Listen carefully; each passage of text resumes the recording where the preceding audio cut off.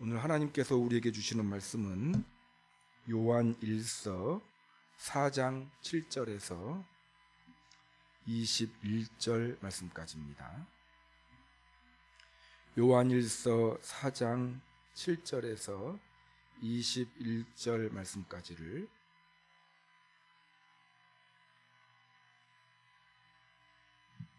교독하겠습니다. 4장 7절에서 21절 말씀까지입니다. 사랑하는 자들아, 우리가 서로 사랑하자. 사랑은 하나님께 속한 것이니 사랑하는 자마다 하나님으로부터 나서 하나님을 알고,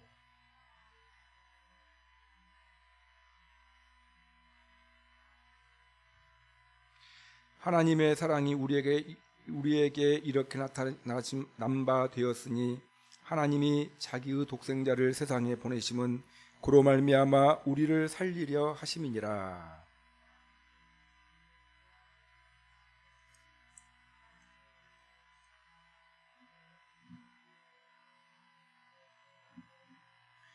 사랑하는 자들아, 하나님이 이같이 우리를 사랑하셨은즉 우리도 서로 사랑하는 것이 마땅하도다.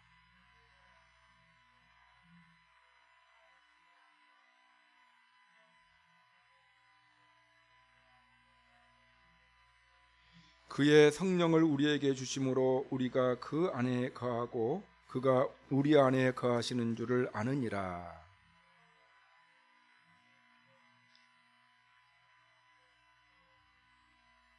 누구든지 예수를 하나님의 아들이라 시인하면 하나님이 그의 안에 거하시고 그도 하나님 안에 거하느니라.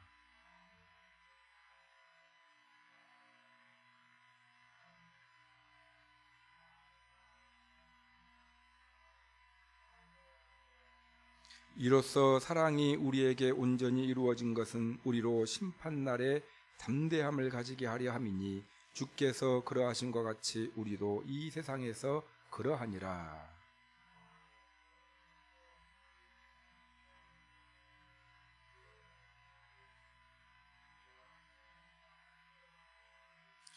우리가 사랑함은 그가 먼저 우리를 사랑하셨습니다.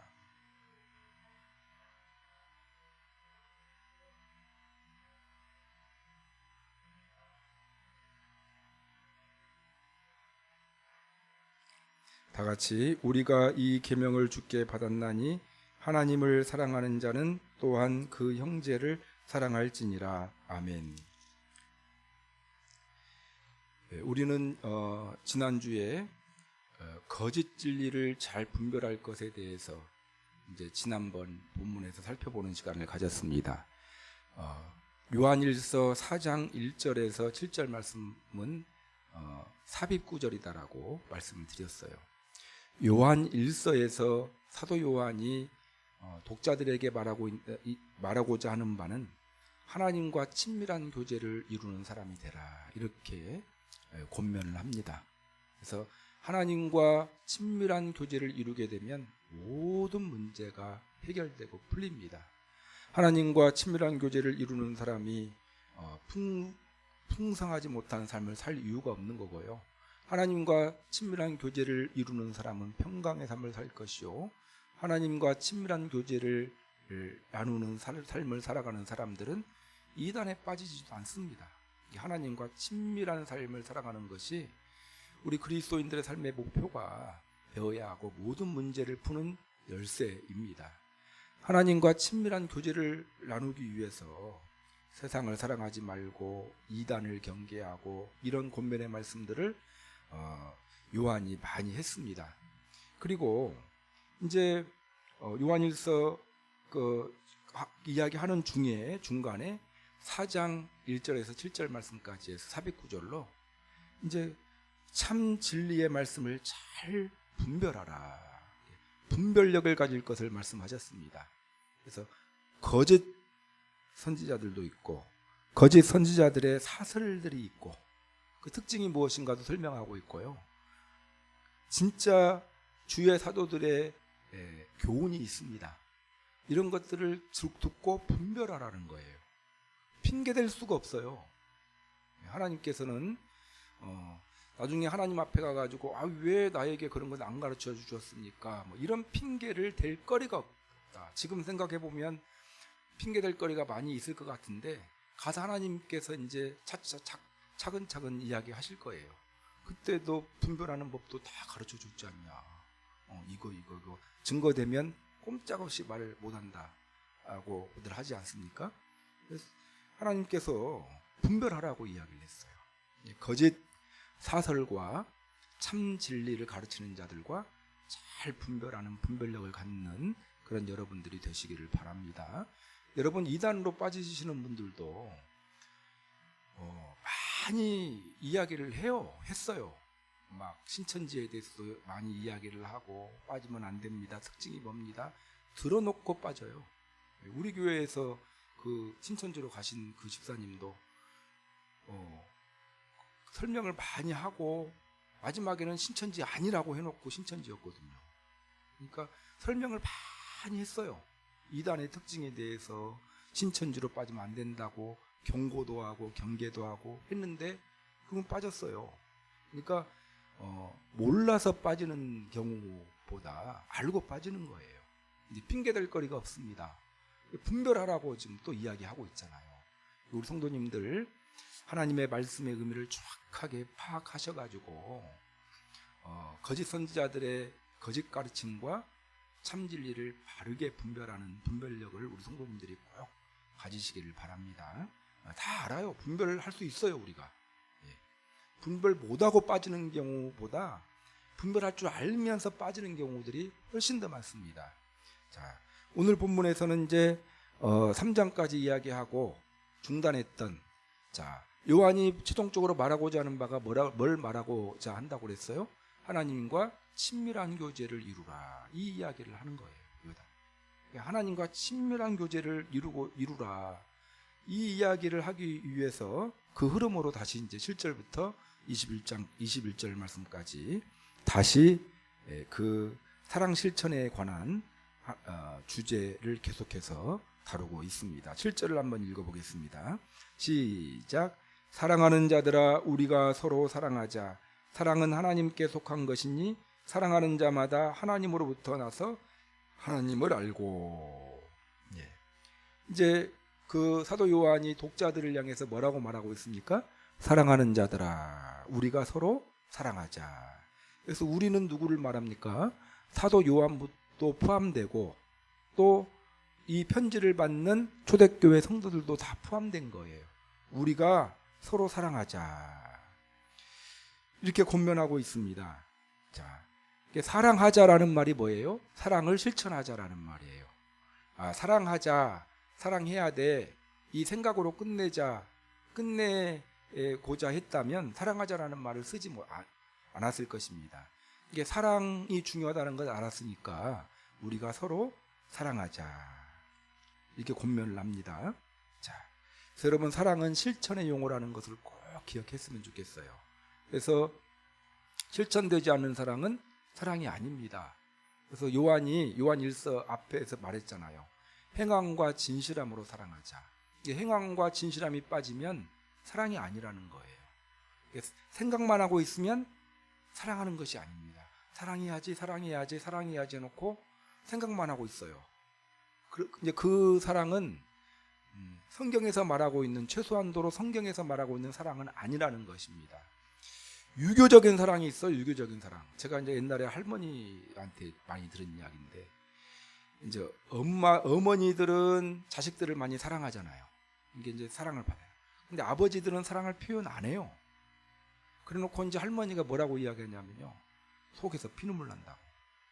그것은 이제 저를 향한 사랑의 표현은 전혀 없지만 속으로는 피눈물 나는 것이 유교적인 사랑의 개념으로는 사랑일지 몰라요. 근데 기독교 사랑은 아니에요. 그건.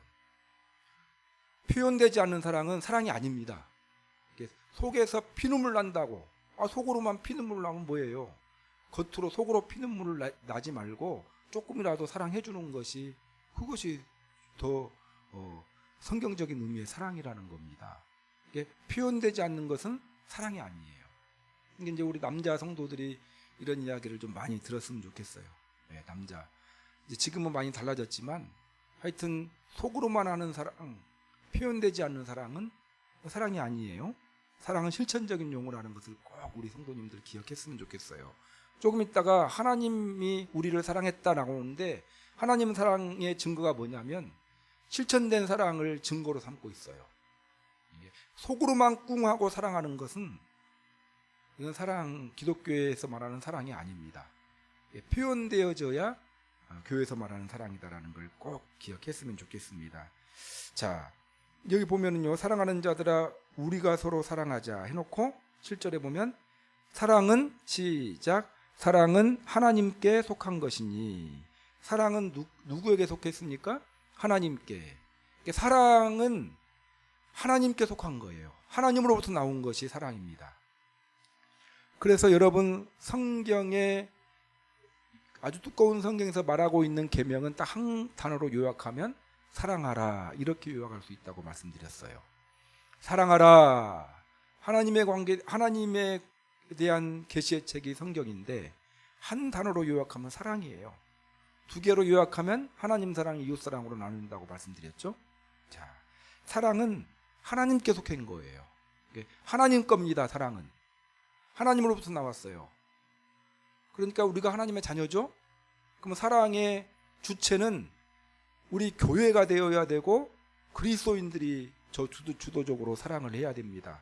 사랑은 세상 것이 아니라 하나님 것이고 주님을 믿는 우리 거라는 것을 꼭 기억했으면 좋겠습니다. 자, 사랑은 하나님께 속한 것이기 때문에 하나님의 자녀된 우리들이 서로 사랑해야 된다라는 것입니다. 자, 그 다음에 뭐라고 말하고 있습니까? 사랑하는 자마다 하나님으로부터 나서 하나님을 알고. 이제 그래서 여러분 사랑을 하는 사람들은 하나님께로부터 난 자이다.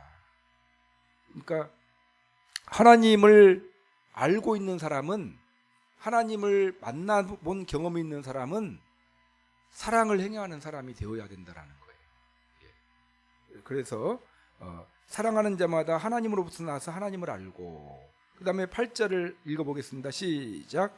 사랑하지 아니하는 자는 하나님을 알지 못하나니 이는 하나님은 사랑이심이라. 사랑하지 않아요. 사랑하는 자는 이 사람은 하나님께로 난 사람이고 하나님을 알고 있는 사람이구나 라고 우리가 생각할 수 있어요. 근데 사랑을 하지 않아요. 사랑을 실천하지 않는 사람이 있습니다. 이 사람은 하나님을 아는 자가 아니라는 거예요. 하나님을 진정으로 만난 경험이 있는 사람은 사랑하는 삶을 살아야 된다는 거예요. 난 하나님 만났다, 난 하나님 알고 있다 라고 하는데 사랑을 실천하지 않는 사람은 하나님 만난 사람이라고 보기가 힘들다라고 단언하고 있습니다.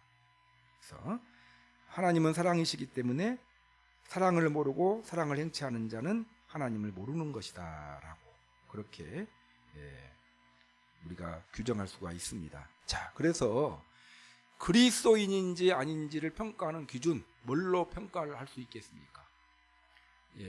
사랑을 실천하는 사람이면 그리스도인, 사랑을 실천하지 아니하면, 전혀 하지 않는 사람이면 그리스도인으로 보기가 힘들다는 거예요. 하나님의 사랑을 받은 자가 그리스도인 아니겠습니까? 하나님의 사랑을 받았다라고 보기가 힘들다라는 거예요. 교회 다닌다고 해서 그리스도인이 아니라 하나님의 사랑을 받은 사람이라면, 정말 하나님의 자녀라면 사랑을 실천하는 자가 되어야 된다는 거예요. 근데 한국 교회가 어느 정도 이웃사랑의 도를 실천하고 있는지를 한번 냉철하게 한번 따져봤으면 좋겠어요. 이 기준으로 보면은요, 하나님을 진정으로 만난 경험이 있는 그리스도인이 별로 없는 것 같아요. 제가 봤을 때. 교회는 다니고 있지만 하나님의 사랑을 경험했다라고 보기가 힘들어요. 그 사람의 행동을 놓고 보면. 나는 어떤지 한번 우리가 생각해 봤으면 좋겠습니다. 정말 형제를 사랑하는 정도로 내가 하나님을 알고 있는 자가 아닌가를 판단할 수 있다라는 이 말씀을 마음에 깊이 새기면서 하나님의 사랑의 도를 실천하기를 힘쓰는 자가 되어야 되겠다라는 도전받고 이를 위해 노력하는 그런 여러분들이 되시기를 바랍니다. 9절 시작. 하나님의 사랑이 우리에게 이렇게 나타난 바 되었으니 하나님이 자기의 독생자를 세상에 보내심은 그로 말미암아 우리를 살리려 하심이라. 자, 이제 7절 8절 말씀은 뭔 이야기를 했어요? 하나님의 사랑을 받은 사람은 형제를 사랑할 수밖에 없다라는 거예요. 그러니까 하나님을 아는 사람은 형제 사랑하는 그 도를 실천하는 자다. 이제 그렇게 이야기를 했어요. 9절부터는요. 그럼 하나님의 사랑이 뭐냐라는 거예요. 하나님의 사랑이. 우리가 하나님의 사랑을 받았잖아요. 그럼 하나님의 그 사랑이 뭐냐? 그걸 설명해 주고 있습니다. 하나님의 우리에 대한 사랑은 구체적인 표현이 있어요. 사랑은 굉장히 구체적이라고 했죠. 하나님이 우리를 사랑하시는 구체적인 표현이 뭐냐? 예수님 보내주셨다라는 거예요. 그 이야기를 지금 하고 있습니다. 하나님이 자기의 독생자를 세상에 보내심은 그로 말미암아 우리를 살리려 하심이라. 모든 사람들은 죄인입니다. 그래서 지옥 갈 수밖에 없었어요. 영벌에 처할 수밖에 없었습니다. 자, 구원받을 수가 없는 존재들이었습니다. 그래서 절망적인 존재였는데 하나님께서 그 죄 문제를 해결해 주시기 위해서 독생자 예수님을 이 세상에 보내주셨어요. 왜? 우리를 살리려고. 죄 문제 해결해 주심으로, 대속의 방법으로 죄 문제 해결해 주심으로 우리를 살리기 위해서 독생자 예수님을 이 땅에 보내주셨다라는 것입니다. 이에 대해서 요한은 요한복음 3장 16절에서 이렇게 표현합니다. 하나님이 세상을 이처럼 사랑하셨기 때문에 독생자를 보내주셨으니 이는 주를 믿는 자마다 멸망하지 않고 영생을 얻게 하려 하심이라. 우리에게 영생을 주시려고, 구원받게 하시려고 가장 아끼는 존재였던 독생자를 이 땅에 보내주셨다라는 것입니다. 그래서 여러분, 이 땅에 하나님이셨던 예수님을 이 땅에 보내주신 거, 자, 이 땅에 보내주신 것 자체가 우리에 대한 사랑의 표현이고, 또한 모든 죄를 짊어지고 십자가에서 죽으셨지 않습니까? 고난받고. 이것 역시 우리들에 대한 사랑의 근거에서 예수님을 보내주셨다. 자, 하나님의 우리에 대한 사랑은 뭐예요? 실천적인 사랑이잖아요. 속으로만 사랑하고 끝내셨습니까? 말로만 사랑하고 끝내신 것이 아니라 독생자를 이 땅에 보내주시고 그 독생자 십자가에 못 박게 해주심으로, 자, 예수님이 십자가에서 못 박히실 때 하나님의 마음은 편안했겠습니까? 자기 아들 죽는 그 모습을 보는 부모의 마음, 그것보다 더 고통스러운 마음은 없을 것입니다. 이것이 바로 하나님께서 우리에게 베풀어 주신 사랑이라는 거예요. 그 사랑을 갖다가 9절에서 설명하고 있는 겁니다. 10절에서 시작. 사랑은 여기 있으니 우리가 하나님을 사랑한 것이 아니요 하나님이 우리를 사랑하사 우리 죄를 속하기 위하여 화목제물로 그 아들을 보내셨습니다. 하나님의 사랑을 또 다른 표현으로 하고 있습니다. 하나님의 사랑은 이제 우리가 하나님을 사랑한 것이 아니에요. 그러니까 사랑의 시작은 우리가 아니라 하나님이 우리를 사랑하신 것이 먼저라는 거예요. 여러분, 사람들이 메시아를 기다렸는데 다윗왕과 같은 메시아를 기다렸지 십자가를 지시는 메시아를 기다리지 않았습니다. 사람들은 예수님을 기다리지 않았어요. 근데 하나님이 예수님을 일방적으로 보내셨어요. 왜? 우리를 사랑하셨기 때문에. 사람들은 하나님을 사랑하지 않았습니다. 하나님이 먼저 우리를 사랑했다라는 거예요. 우리가 이 자리에 나와서 앉아서 하나님을 사랑하는 표현을 하고 있지 않습니까? 근데 지금 우리가 하나님을 사랑하기 때문에 이 자리에 앉아 있지만, 그러나 우리가 먼저 하나님을 사랑한 것이 아니라 하나님이 우리를 사랑하셔서 십자가에서 제 문제 해결하시고 거기서 끝낸 것이 아니라 그 사실을 믿지 않고 인정하지 않는 우리들을 많은 사람들을 통해서, 전도라는 방법을 통해서, 크고 작은 여러 일들을 통해서 우리를 불러주셨잖아요. 그래서 부름 받아가지고도 처음에 교회 다니면서 억지로 교회 다녔잖아요. 근데 하나님께서 우리를 강권해 가지고 말씀도 듣게 하시고 성경 공부도 하게 하시고 하면서 하나님의 사랑의 의미가 무엇인지를 깨닫게 해주셨고, 또 우리가 신앙생활 하면서 크고 작은 체험들을 통해서 하나님의 사랑을 경험하게 하셨잖아요. 그래서 우리가 조금 사랑이 생긴 거예요. 하나님께 대한 사랑이. 근데 하나님이 먼저 우리를 사랑하셔서 은혜를 베풀어 주셨기 때문에 우리가 조금 그 사랑을 받고 하나님을 사랑하게 되었다라는 것입니다. 자, 그래서 그 이야기를 하는 거예요. 사랑은 여기 있으니 우리가 하나님을 사랑한 것이 아니요 하나님이 우리를 사랑하사, 내가 하나님을 사랑하는 것보다 하나님이 나를 사랑하는 것이 훨씬 더 크다. 근데 우리를 사랑하셔서 하나님이 하신 가장 큰 일이 무엇입니까? 바로 독생자 예수님을, 그 아들을 화목제물로 보내셨다. 죄 문제 해결하려고 라는 거예요. 여러분, 이것이 하나님께서 우리를 사랑하시는 사랑의 표현이라는 것입니다. 자, 이 이야기를 사도 바울은 로마서 5장 8절에서 이렇게 표현하고 있어요. 우리가 아직 죄인 되었을 때 그리스도께서 우리를 위하여 죽으심으로 우리에게 대한 자기의 사랑을 확증하셨느니라. 그러니까 하나님께서 예수님을 이 땅에 독생자로 보내어 주시고 십자가의 대속의 죽음을 죽게 하신 그 사실로 말미암아 우리에 대한 하나님의 사랑을 확증하셨다라고 표현하고 있습니다. 자, 그래서 하나님이 우리를 사랑하시죠? 예. 그 사랑을 인정하고 받아들였잖아요. 이게 그 하나님의 사랑을 받아들임으로 하나님의 사랑을 받은 자가 되었다라는 것입니다. 11절 시작. 사랑하는 자들아, 하나님이 이같이 우리를 사랑하셨은즉 우리도 서로 사랑하는 것이 마땅하도다. 하나님이 어느 정도로 사랑했어요? 가장 아끼는 존재였던 독생자 예수님을 이 땅에 보내주셔서 우리 살리려고 그 예수님을 죽였어요. 그 정도로 우리를 사랑하셨습니다. 그 하나님의 사랑을 우리가 받았어요. 그렇죠? 자, 그 하나님의 큰 사랑을 받은 자 되었기 때문에 우리가 우리들끼리 서로 사랑하는 것이 마땅하다. 하나님의 큰 사랑 받은 자이기 때문에. 여러분, 이 이야기를 쉽게 이해시키기 위해서 복음서에서는 비유로 예수님이 말씀하셔요. 1만 달란트, 예를 들면 10조 정도 빚진 사람이 있어요. 여러분, 10조 빚을 일평생 동안 갚을 수 있겠습니까? 못 갚아요. 내 아들에 대해도 못 갚습니다. 이 10조보다 좀 더 큰 돈이에요.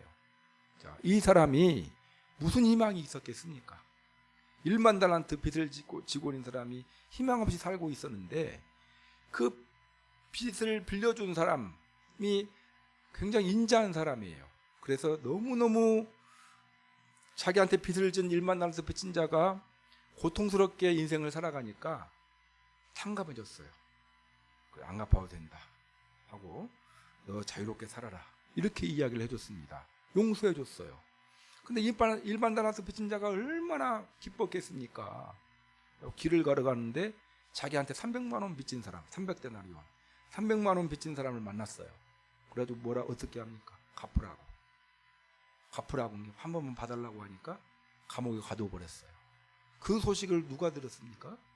그 1만 달란트 탕감해 준 사람이 듣고 원이 지시겠다라는 거예요. 이 비유를 예수님이 말씀하셨는데, 이 비유가 무슨 비유냐면요, 하나님이 우리에게 큰 사랑을 베풀어 주셨어요. 죄 문제 해결해 주시고 구원받게 하셨습니다. 우리는 그 용서를 받은 사람이죠.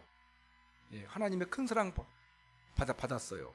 근데 어떤 형제가 나한테 좀 잘못했으면 죽어도 용서 못해. 자, 그러지 않습니까? 뭐 좀 사랑하라고 하면, 그 조금 사랑하라고 하면 사랑 못해. 자, 이런 일들을 한다면 그 사람이 진정으로 십자가의 사랑을, 하나님의 큰 사랑을 받은 사람인지 의심해 봐야 된다는 거예요. 그 이야기하는 거예요. 하나님의 11절 보면, 사랑하는 자들아, 하나님이 이같이 우리를 크게 사랑하셨은지 우리도 서로 사랑하는 것이 마땅하다. 그래서 여러분, 형제들끼리 서로 사랑하는 것은, 이건 설명 안 해도 되는 거예요. 왜 사랑해야 됩니까? 하나님으로부터 큰 사랑 받은 자이기 때문에 형제 사랑하는 것은 이건 뭐 말 안 해도 사랑해야 된다라는 거예요. 진정으로 용서받은 사람이라면 조금 자기한테 잘못하는 사람은 용서해 줄 수밖에 없어요. 뭐 어떻게 양심상 빚 갚으라고 합니까? 큰 용서를 받았는데. 자, 그 이야기를 하고 있는 것입니다. 그래서 형제 사랑하는 것은 사랑은 마땅한 바이고 12절 시작. 어느 때나 하나님을 본 사람이 없으되 만일 우리가 서로 사랑하면 하나님이 우리 안에 거하시고 그의 사랑이 우리 안에 온전히 이루어지느니라. 자, 그러면 이제 우리 형제들끼리 예수님 믿는 사람들끼리 사랑을 한다면 여러분 형제들끼리 사랑하는 것은 마땅한 일입니다. 왜? 하나님으로부터 큰 사랑 받았기 때문에. 근데 우리끼리 서로 형제들끼리 사랑을 많이 하면요 어떤 일이 벌어지냐, 이제 그 이야기를 나와요. 우리 형제들끼리 사랑해야 하는 이유는 많은 사람들에게 하나님이 어떤 분인가를 보여주기 위함 때문이다라고 이야기를 하고 있어요. 12절에서 어느 때나 하나님을 본 사람이 없으되. 여러분 하나님 눈으로 볼 수 있습니까? 없어요. 근데 이 당시에 영지주의자들은요, 이단들은 환상 속에 하나님 볼 수 있다고 말했어요. 근데 그건 하나님의 진짜 모습이 아니라는 거예요. 자, 하나님 우리 육신의 눈으로 볼 수 없습니다. 근데 하나님을 보는 방법이 있다라고 이야기하고 있어요. 요한이 어떤 방법이냐면 우리가 서로 예수님 믿는 사람들끼리 서로 사랑하면 하나님이 우리 안에 거하시고 그의 사랑이 우리 안에 온전히 이루어진다. 하나님은 눈으로 볼 수 없는 존재이지만 우리가 서로 사랑함을 통하여서 하나님의 사랑, 하나님이 어떤 분인가를 짐작할 수 있게 한다라는 거예요. 성도들끼리 서로 사랑하면. 그래서 이제 어떤 유명한 사람이 이런 이야기 했어요. 교회는 하나님을 보여주는 창이다. 이렇게 표현했어요. 하나님 나라를 보여주는 창이다. 교회가 사람이잖아요. 예수님 믿는 사람들끼리 서로 사랑하고 하면 하나님이 어떤 하나님으로 안 믿는 사람들이 생각할까요? 사랑이 하나님으로 생각한다라는 거예요. 근데 이제 요즘에 교회 안에서 사랑하는 일들이 많이 벌어진가요? 싸움이 많이 벌어져요. 그러면 이제 안 믿는 사람들 입장에서 하나님이 어떤 분으로 이해가 되겠습니까? 그래서 우리가 사랑해야 될 이유가 하나님을 보여주시기 위해서 우리가 형제 사랑을 해야 된다는 것입니다. 신비함입니다. 이것이. 이렇게 싸우면서 전도해봐요. 안 믿는 사람들이 교회 나오나? 안 나와요. 그래서 이제 우리가 교회는 건물이 아니라 사람들이라고 했어요. 우리는 완벽한 사람들이 아니고 부족한 사람들이 모여서 교회가 만들어졌기 때문에 안 싸울 수는 또 없거든요. 갈등이 생길 수밖에 없어요. 근데 지혜를 발휘해야 됩니다. 갈등이 생겨도 우리끼리예요. 안 믿는 사람 앞에, 불신자 앞에 갈등 있는 모습을 절대로 보여주면 안 됩니다. 교회 나오겠어요? 안 나와요. 우리들끼리는 그럴 수 있어요. 왜냐하면 그러면서 성장을 하거든요. 관계 속에 갈등하면서 성장하는 것입니다. 믿지 않은 자들 앞에서 갈등하는 모습을 보여주는 것은 그건 대단히 경계해야 될 일이에요. 그래서 그 안 믿는 사람들 앞에 가가지고 교회 흉보고 교회 성도들 흉보고 또 목사들 흉보고 하면 됩니까? 안 돼요. 그 앞에 있는 사람 전도 안 하려고 천국 못 가게 하려고 작정하면 하시고, 이건 안 되는 거예요. 쌓인 것을 조금 믿는 사람들끼리 조금 풀 수는 있을지 몰라도 불신자 앞에서는 경계해야 된다는 것을 꼭 우리가 기억하고 여러분 조심하시기를 바랍니다. 오히려 칭찬해주고 서로 격려해주고 어려울 때 도와주고 이런 모습을 보여주면요 마음의 문이 더 열립니다. 13절 시작. 그의 성령을 우리에게 주심으로 우리가 그 안에 거하고 그가 우리 안에 거하시는 줄 아느니라. 여러분 예수님 영접하는 순간 주님 믿는 자들에게 누가 임하죠? 성령 하나님이 임하십니다. 그 성령 하나님이 하시는 일이 무엇이냐? 하나님의 사랑을 깨닫고 서로 사랑하게 하는 일들을 도와주시는 일을 하십니다. 그러니까 우리는 얼마나 부족하냐면요, 하나님의 사랑, 십자가의 사랑의 의미를 이제 배워요. 배우는데 그걸 깨닫고 감동하고 하는 것도 우리는 부족해요. 마음이 강팍하기 때문에. 그걸 누가 도와주십니까? 성령 하나님이 도와주셔요.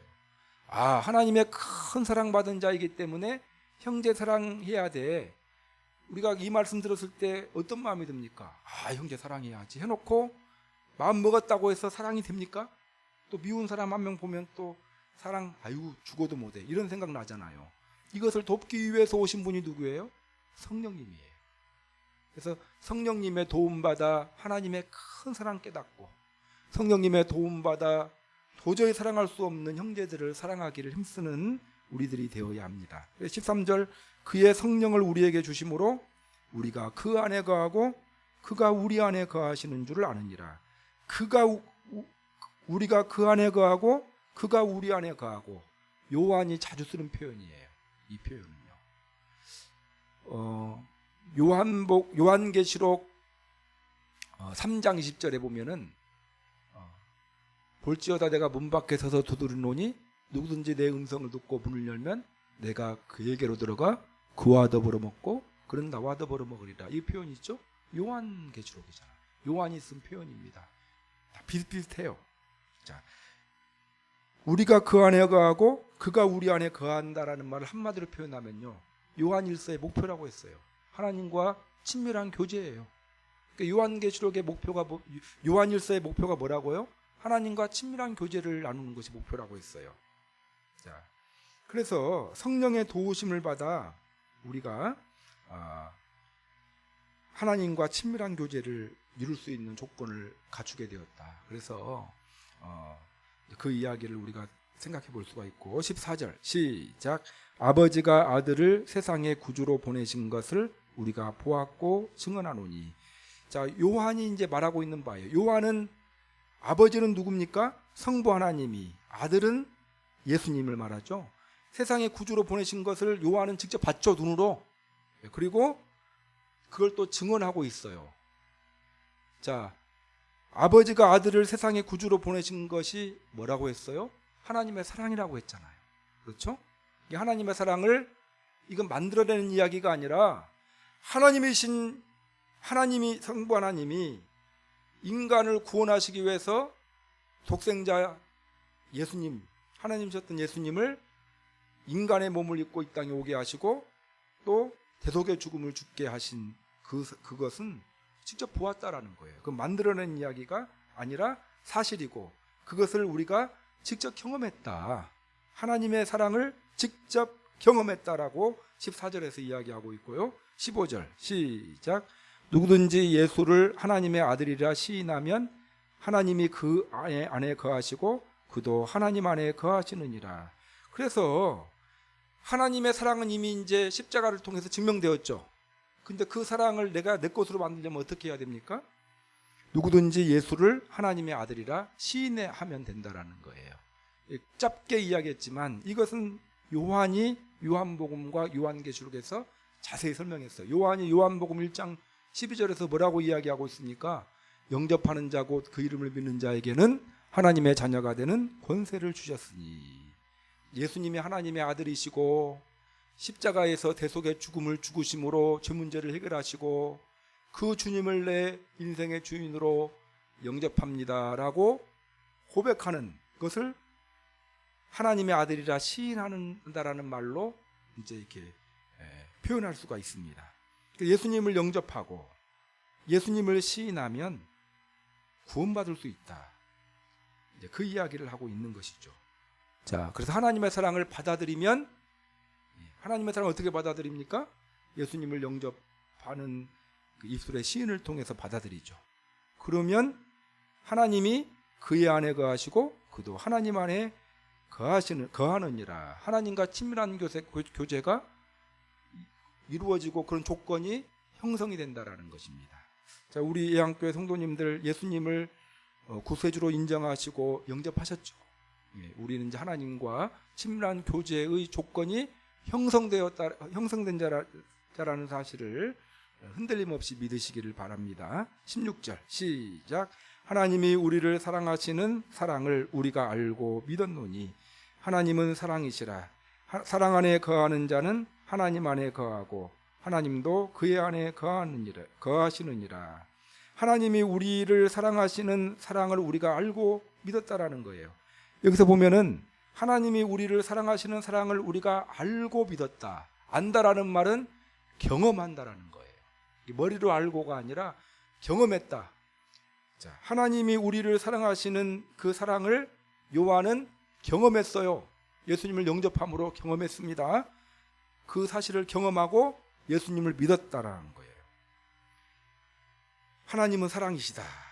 이제 16절에서 예수님을 시인하면 하나님과 친밀한 관계가 형성되었다, 될 것이다라고 이야기를 15절에서 했고 16절에서 그것을 우리가 실제로 경험했다, 이제 그 이야기를 하고 있습니다. 17절 시작.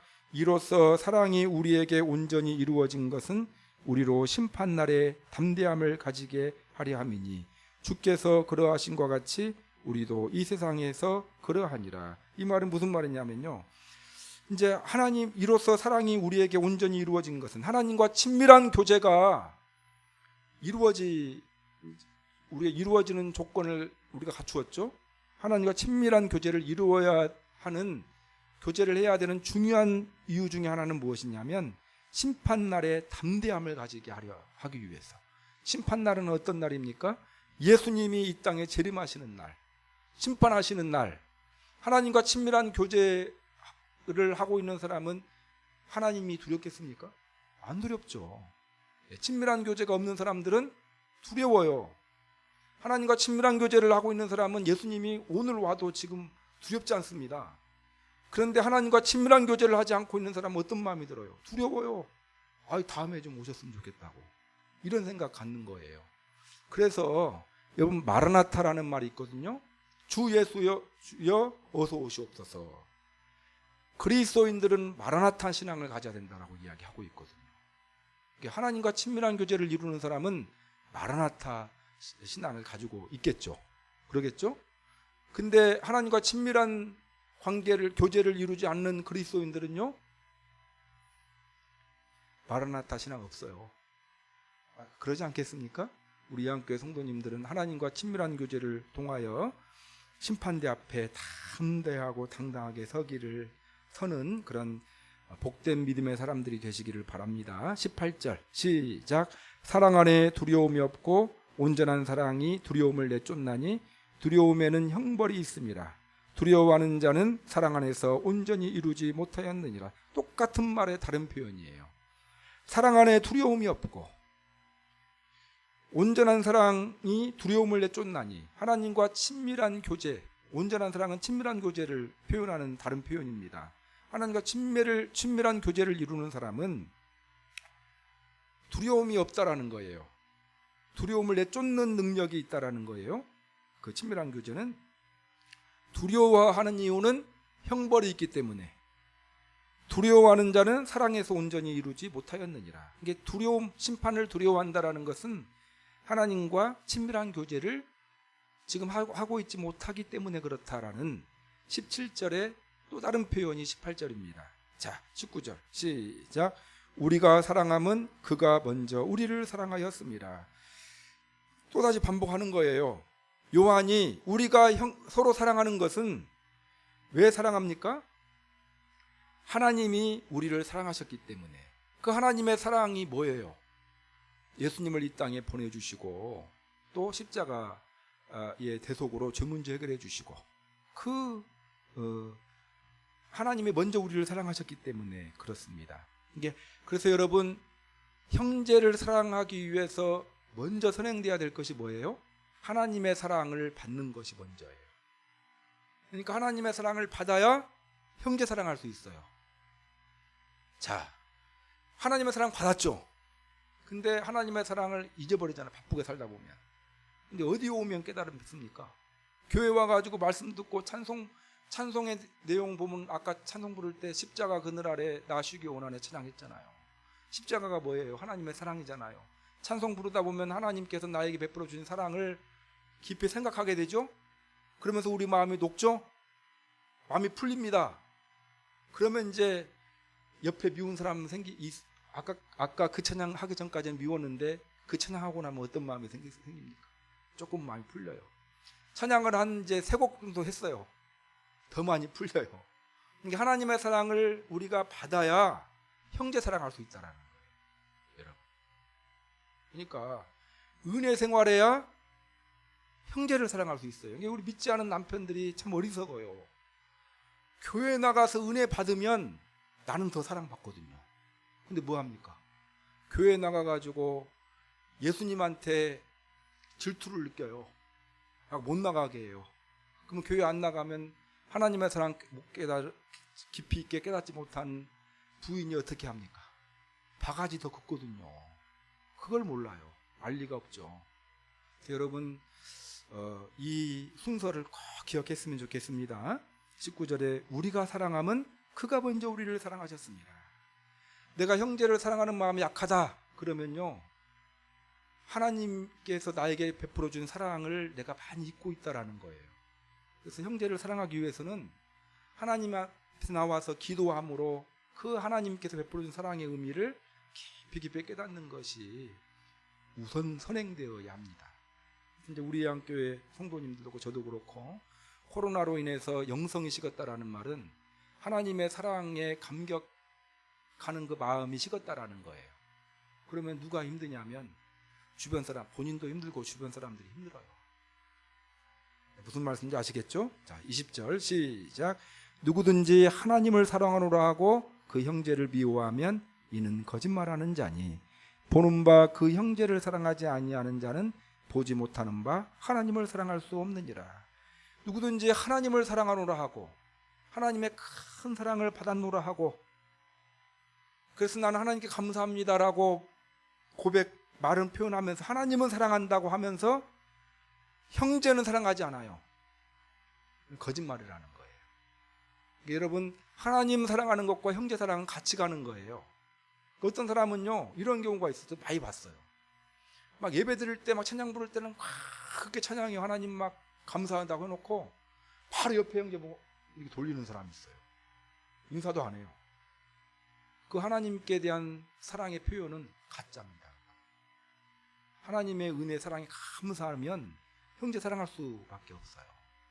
자, 무슨 말씀인지 아시겠죠? 보이는 바 형제를 미워하면 보이지 않는 바 하나님을 사랑할 수 없다라는 거예요. 이 다른 말로 해석해 보면요, 하나님과 친밀한 교제를 회복하는 방법, 형제를 사랑하다 보면 또 은혜가 충만해진다라는 거예요. 여러분, 그 이야기를 하는 거예요. 순서는 하나님의 사랑이 먼저고 형제를 사랑하는 다음이지만 또 하나의 신비는 보이는 형제들을 사랑하다 보면 또 하나님의 사랑을 또 깊이 있게 느낄 수 있다라는 그 이야기가 되겠습니다. 21절 시작. 우리가 이 계명을 주께 받았으니 하나님을 사랑하는 자는 또한 그 형제를 사랑하니라. 그래서 이제 길게 7절부터 21절까지 20절까지 사도 요한이 이야기했죠. 그 이야기가 어떤 내용이냐, 복잡한 것 같지만 21절에서 딱 요약하고 있는 거예요. 우리가 이 계명을 주께 받았으니, 이제 이 계명은 뭐냐면 형제를 사랑하라는 계명이에요. 하나님을 사랑하는 자는 그 형제를 사랑한다라는 거예요. 그러니까 하나님의 사랑을 크게 깨닫는 자는 형제 사랑을 당연하게 여기고 형제 사랑의 도를 실천하게 되어져 있다라는 거예요. 말씀을 정리해 보면요, 자, 요한 1서의 목표가 뭐라고 했습니까? 하나님과 친밀한 교제. 하나님과 친밀한 교제를 이루기 위한 중요한 방법 중에 하나는 뭐냐? 형제 사랑이라는 거예요. 이 형제를 사랑하면 하나님과 친밀한 교제를 이룰 수 있다라는 겁니다. 그래서 우리 성도님들 형제 사랑의 도를 한번 실천해 보시면, 막 형제를 사랑했는데 기분 나빠요? 형제를 사랑하고 하면 막 기쁘거든요. 그런 형제 사랑을 통해 하나님과 친밀한 교제를 경험하는 그런 믿음의 사람들이 되시기를 주님의 이름으로 축원합니다. 요한 1서가 하여튼 바울 서신하고는 많이 달라요. 그렇지만 좀 어렵게 느껴지지만 그러나 의미는 단순하다, 명료하다라는 걸 기억하시고 오늘 말씀을 생각하시고 몇 가지 제목을 놓고 하나님 앞에 기도하는 시간 갖도록 하겠습니다. 기도하실 때 오늘 말씀 생각하시면서 기도하겠습니다. 그래서 사랑은 하나님께 속하였다. 그래서 사랑에 대한 그 주인의식을 갖게 해달라고. 세상에서 사랑 이야기하는데 사랑은 우리 겁니다. 하나님의 것이기 때문에 그런 주인의식을 가지고 적극적으로 형제 사랑하기를 힘쓰게 해달라고. 근데 그 사랑은 하나님께서 나를 사랑하신 그 사랑에서 시작되었다. 하나님께서 나를 사랑하신 그 사랑은 십자가 사랑입니다.